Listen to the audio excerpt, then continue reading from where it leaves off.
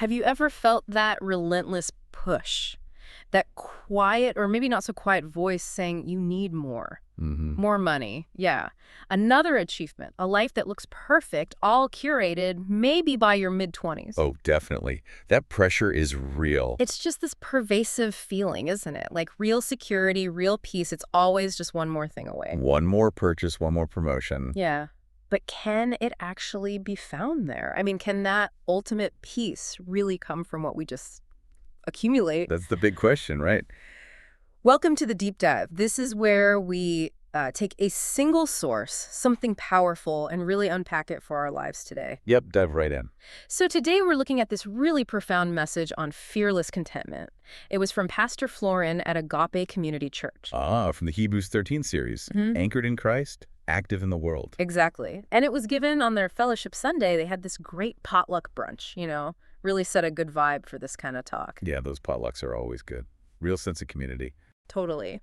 So our mission today basically is to explore what it means to trust beyond just our own provision, to find this deeper freedom that feels so relevant, especially, I think, for younger folks navigating all the pressures today. For sure. Finding that footing is tough. Yeah. And walking away from that sermon, that potluck, I just kept thinking, maybe contentment isn't about having more, but about trusting more. Trusting something bigger. That's interesting. Trusting more. Right. So I'm really curious how that actually works, like in the day-to-day. Okay, let's get into it. Okay, so Pastor Florin talked about living a life free from the love of money. That phrase, it really jumps out, doesn't it? Especially today. It does. It sounds almost radical. Yeah. So what does free actually mean here? Is it just about, like, not wanting nice things? Well, it's interesting. The Greek word in Hebrews 13 is aphilarguros. Okay. It literally means not a lover of silver. So it's not really a call to just, be a minimalist or feel guilty if you have some money.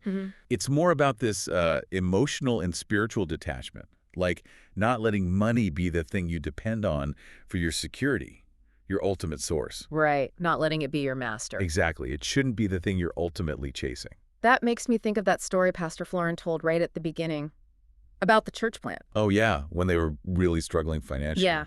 And that leader told him, we can't plan ministry on promises. And Pastor Florin thought, wait a minute, that's the only way we've ever done it. Right. And then that check showed up out of the blue.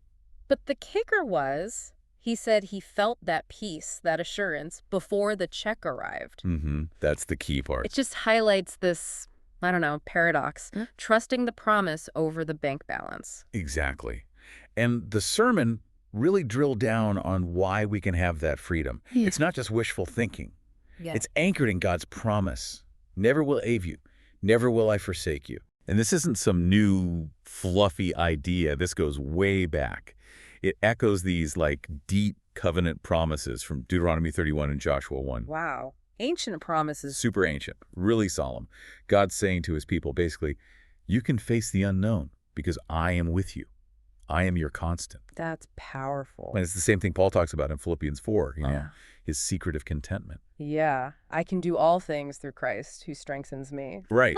But it's not just about physical strength or doing amazing feats. It's this inner strength, this resilience that comes from God's presence, no matter the circumstances, rich or poor. So if the freedom isn't about just having less, what's the actual danger then? When does this pursuit of security through money go wrong? Well, that's where 1 Timothy 6 comes in. It gives that really stark warning. Remind me. It says, it's the love of money, not money itself, that's a root of all kinds of evil. Oh, love of it. Yeah. It's that misplaced devotion. When we start almost worshiping the provision instead of the provider, that's when things get really sideways. It can cause a lot of damage. That misplaced devotion, wow. That connects to something else Pastor Florin talked about that felt so true, especially for, young adults today. What's that? It feels like our whole culture, it doesn't just struggle with contentment. It feels like it actually profits from our discontent, Oh, absolutely. Tell me about it. Every ad, every influencer feed, the algorithms, it's like this constant whisper. You're not enough, not until you buy this, achieve that, show off more. It is completely pervasive. And think about the specific pressures on younger generations right now. Yeah. There's this huge weight, this feeling you need your life totally curated by 25. Ugh, yes. The perfect everything. Perfect career, perfect relationship, right image, all wrapped up. And then you add crazy high rent, maybe student loans piling up. Right. And that dream job. Still processing your application. Exactly. It creates this like constant churn, this anxiety and striving, always feeling like you're behind or chasing something you can't quite grasp. And right into that chaos, that swirl, Jesus says something totally countercultural. He does. Don't worry about your life. Seek first the kingdom. Yeah, and that phrase, kingdom of God, it's worth pausing on. What does that actually mean? It's not just some vague, like, spiritual idea for later. Okay, yeah. Explain that. Jesus is talking about a present reality. When we choose to follow him, we're adopted. We become part of God's family, God's people. You could even say God's nation. God's nation. Yeah, we call it the kingdom of God, and it's real. It has its own, heritage, its own distinct culture, its own way of life centered on Jesus. Huh. I never quite thought of it as a nation before. But it helps understand why Jesus said in Matthew 6, seek first his kingdom and his righteousness. Because everything else, our security, our purpose, how we think, what we do, it all kind of rests on that foundation, on being aligned with his reign, his reality. Okay, so it really feels like this fundamental choice then.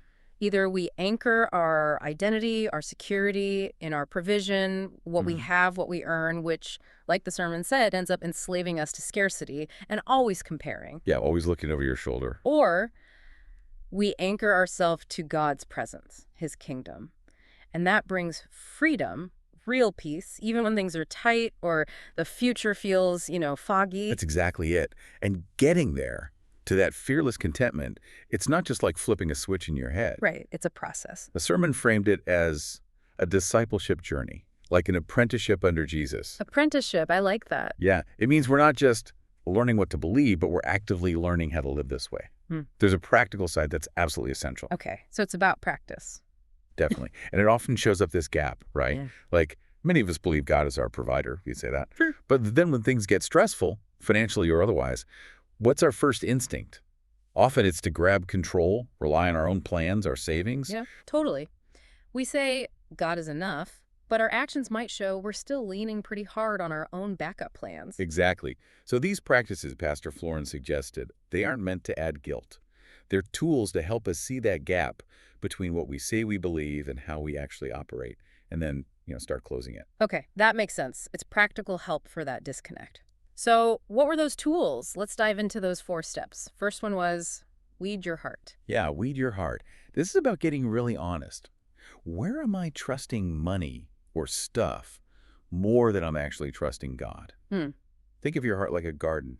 These weeds, like fear of not having enough or anxiety about what people think of your status, or even getting bitter when others seem to be doing better, they can grow quietly but take deep root. Yeah, they can choke out the good stuff. Totally. So the practice isn't just spotting them. It's the kind of disciplined work of pulling them out, maybe journaling about it, naming the lie that weed is telling you.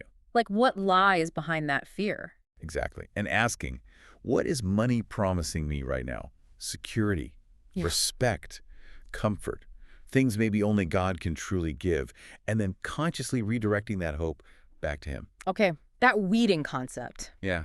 That hit home.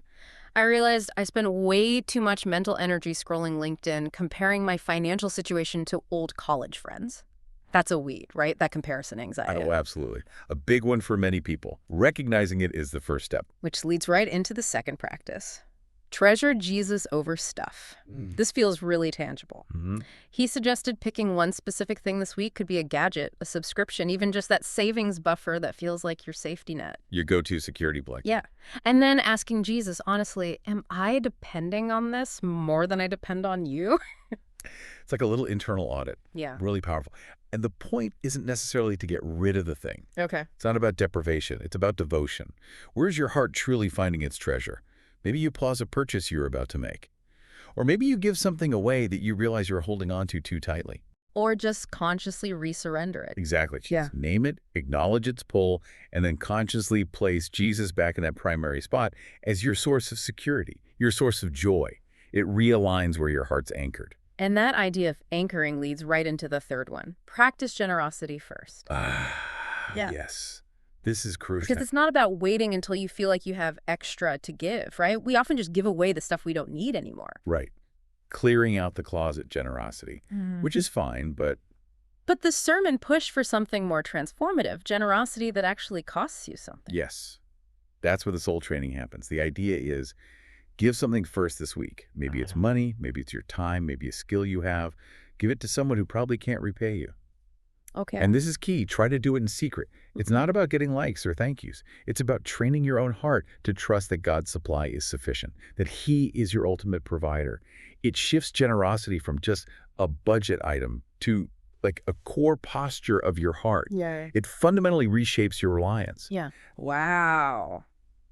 Giving first in secret. That definitely challenges the usual way of thinking. Yeah. Okay, and the final practice. Number 4. Anchor in God's promise. Because even with all this, the anxiety can still hit, right? Bills, tuition, the future, it can feel overwhelming. Absolutely. Life happens, fear knocks. Yeah. So what do you do in that moment? Yeah. This is where you actively, consciously preach truth to your own heart. Yep. Don't just let the worries spiral in silence. Okay. Memorize Hebrews 13, verses 5 and 6. Actually say it out loud. The Lord is my helper. I will not be afraid. What can mere mortals do to me? You speak it out. Yeah. Make it your liturgy. Liturgy just means your regular practice, your worship. When fear or scarcity thinking starts creeping in, you meet it with God's actual promise. It reorients you. It reminds you where your true, unshakable security is found. That's so practical. Preach truth to yourself. Wow, okay, what a powerful set of practices. Really feels like apprenticing under Jesus in this specific, often difficult area of life. It just brings that core idea from Pastor Florin's message home, doesn't it? Contentment. It's not really about getting more stuff or more certainty. Right. It grows when we trust more. Trust more deeply in the promises of Jesus. Well said. And maybe, as you listeners go through your week, chew on this thought. Okay. What would actually tangibly change in your daily life, in your decisions, in your stress levels, if you truly deep down believe Jesus would never leave you or forsake you? That's a good question to sit with. If this deep dive was helpful for you today, if it sparked something new about contentment or security, please take a second to subscribe.